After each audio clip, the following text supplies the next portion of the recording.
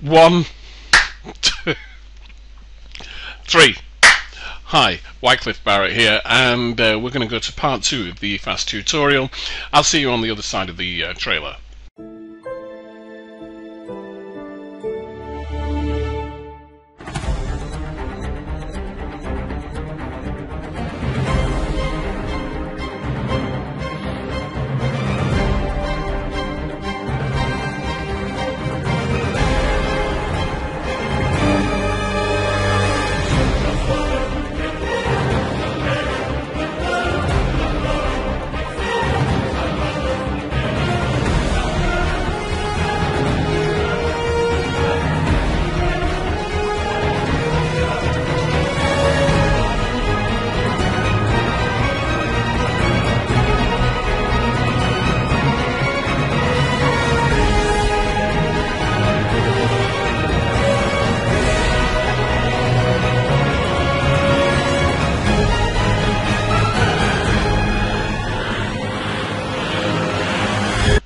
So here we are on the other side of the trailer, as promised, and we're looking at Efass. And what we've got up here is the flight plan from yesterday. There you can see it from Cardiff down to Athens.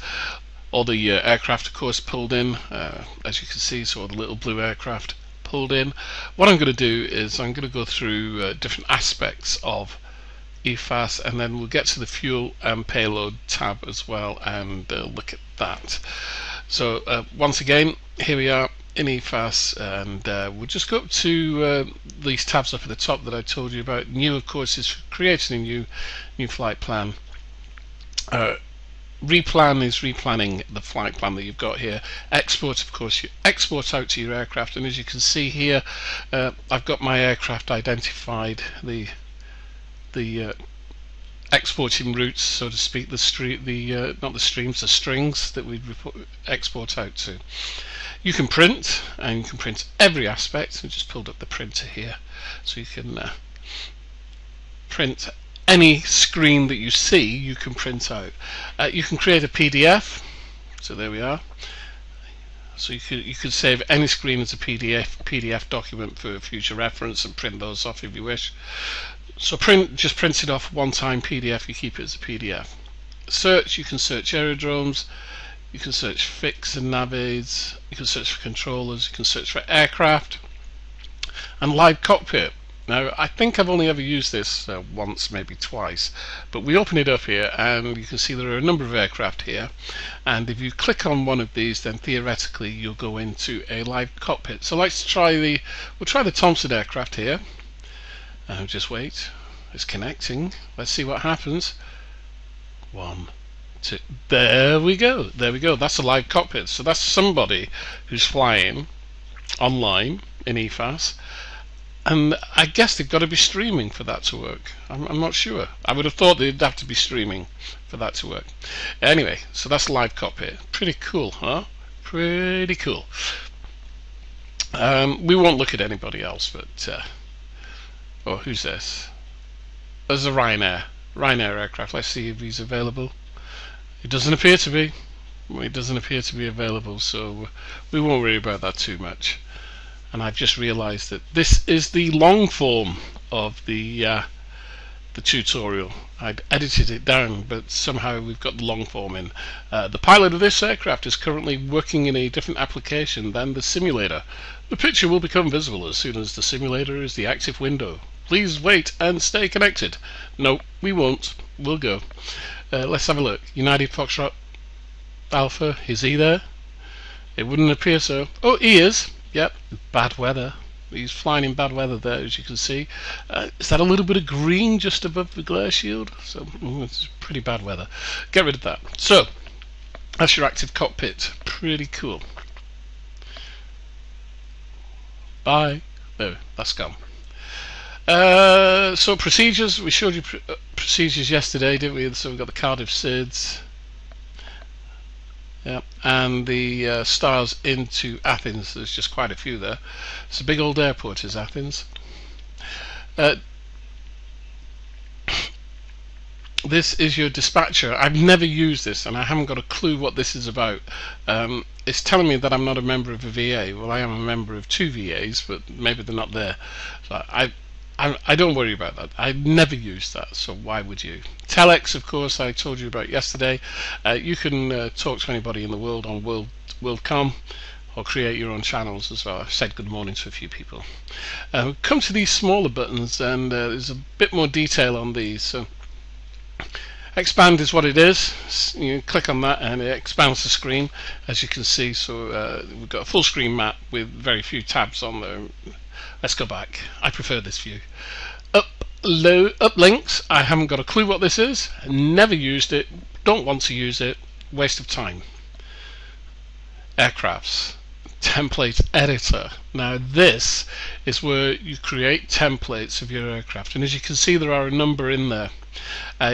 You've got all these different boxes here. I'm just going to click on the JAR Design A320 and you can see all the information is in there. It's already been populated with information, call signs, weights, etc, etc. So this is where you would create the template for your aircraft, but you don't really need to do that if you don't want, because there are lots already here and there are some in the cloud and you can just download them, although be very careful when you do that because some of them have been done by individuals, so you know they may not have all the correct information. So that's the cloud for aircraft templates. And here you know you can see that there are loads. They're just loads. Choose what you want. Reload, so you can reload the network data, which would bring in all the aircraft, up to date aircraft. And you can also reload the weather as well. All these aircraft all over the place. They're all live and on VATSIM this morning. In fact, as you can see, it's quite busy in Europe for a Saturday morning, early Saturday morning. Oh, very nice. Settings. Let's go to hide UE. That's not working. Settings, options. Now this is the one. Okay, this is the one that is really important. You've got planning, simulator integration, and this is where you integrate a number of aspects of Efass with your simulator of choice. You can see that many of mine are not ticked. There's one ticked here that doesn't need being ticked, so we'll get rid of that.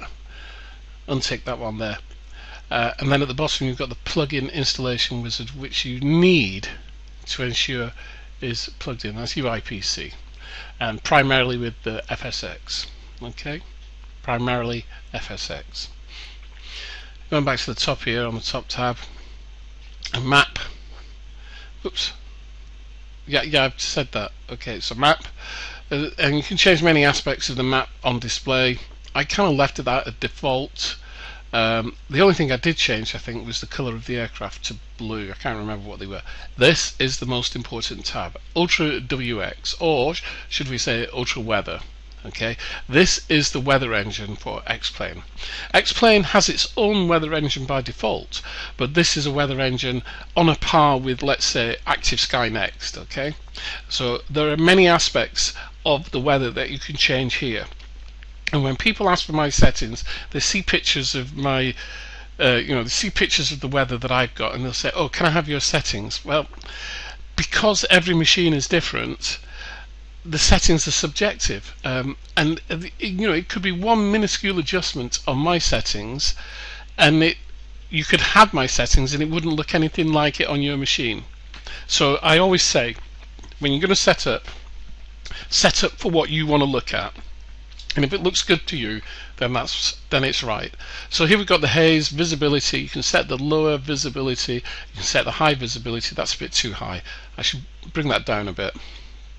We'll bring it down. There we go. Excuse me. This aspect is for multi-PC use. So if you're running Efass on a networked machine, as I do sometimes, I've got a slave machine, you have to have Efass installed on both machines. Not a problem, one license installed on both machines, and then you can actually run them over the network. And there's a couple of other buttons here. There's Advanced, Telex, Custom Tabs, Live Cockpit. I've left that at default.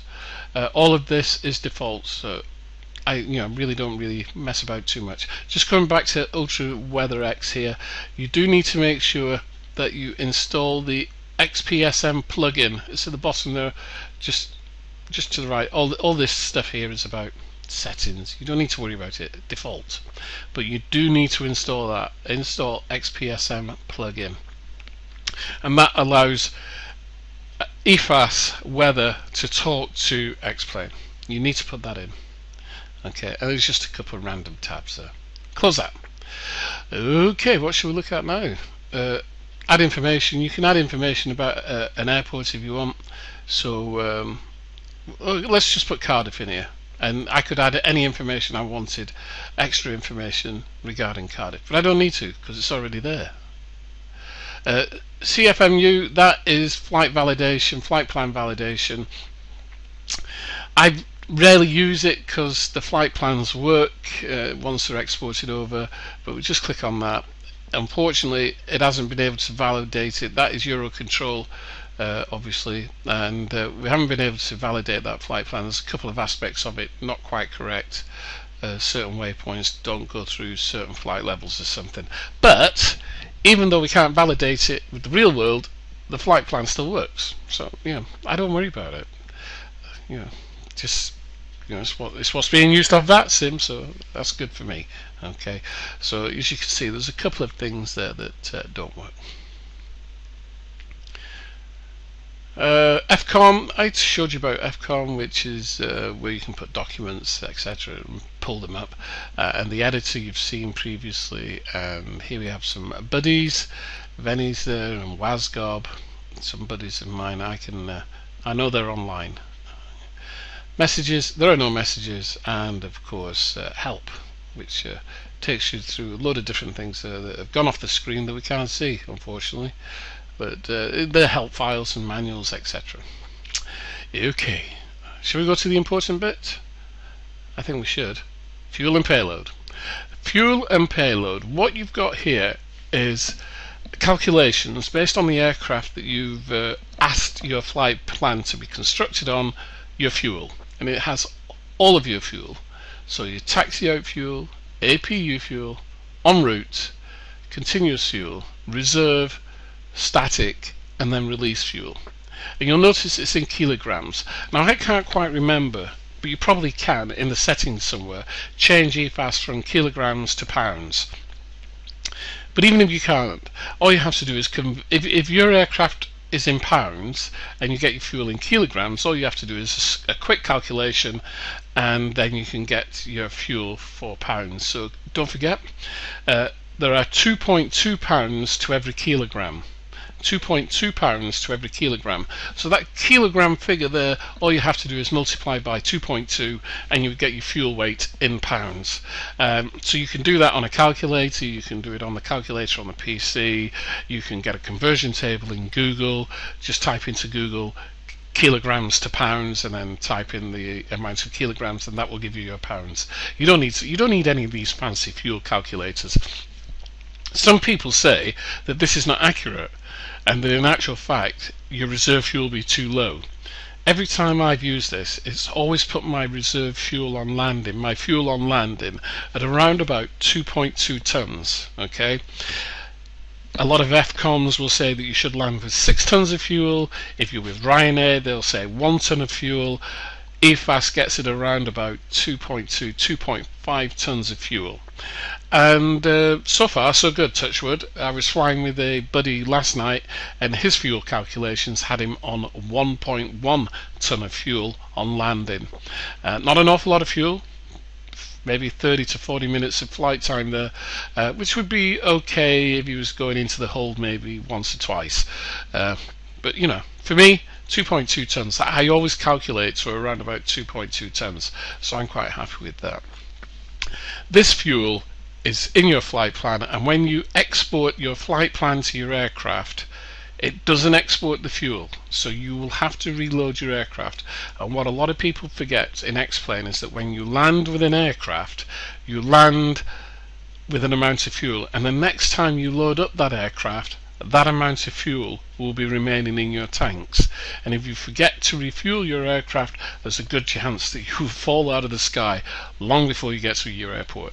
So at every startup, make sure you put fuel in your aircraft.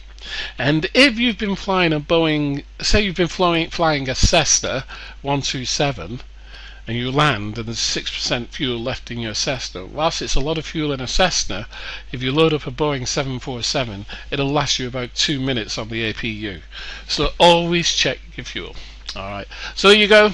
That's Efass, and I like it. So just use Efass, find out all the bits about it, and you'll be fine. I will say one thing though. I will say one thing. There are some problems at the moment with Efass because Venny, the developer, he's off ill. He's been ill for quite a few months now. He's had a heart condition, and we all wish him well and hope he gets back to work soon. But because there have been a number of updates to Xplane 10, those updates have made some parts of Efass not work, and the things that are not working at the moment is the weather smoothing is slightly interrupted, so sometimes as the weather comes in it will throw your aircraft about a little bit, so there's that.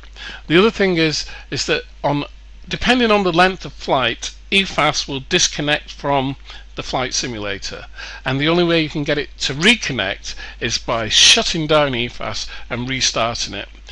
That isn't a problem. You just shut it down and you restart it and you reconnect it to the sim, and it'll be fine. There's a couple of other problems, but until Venny gets back to work, there's not a lot we can do about that. Even so, even with that, I would still say that this program is worth anybody's money. I fully support it. I fully endorse it. Even with those couple of issues, it is a fantastic piece of software. So what can I say? Is just go out and buy it, and you just have, you've got everything in one package: flight planning, moving map, navigation, charts, fuel and payload, everything. And I'm really happy with it. Anyway, guys, that's it. It's a long vlog. It was part 2. We'll see you again soon. Bye.